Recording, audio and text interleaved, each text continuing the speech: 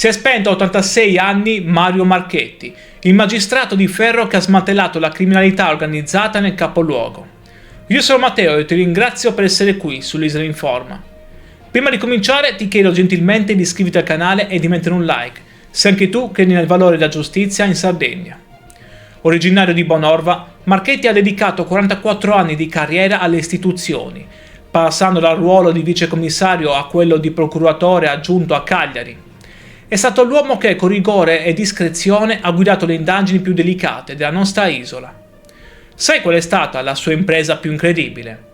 Negli anni 90, come capo della DDA, è stato lui a firmare la fine della storica banda di Smirionis, ripulendo le strade di Cagliari da un'organizzazione che terrorizzava la città. Ma come ha fatto un ex poliziotto a diventare il nemico numero uno dei clan sardi? Oltre ai successi in tribunale e alla lotta contro la corruzione, Marchetti ha servito la comunità fino all'ultimo, guidando la fondazione del Teatro Lirico di Cagliari. Oggi la Sardegna perde un uomo d'altri tempi, un servitore dello Stato autorevole che ha lasciato un segno indelebile nella giustizia sarda. Cosa rappresenta oggi per te il sacrificio di uomini come Marchetti per la nostra terra?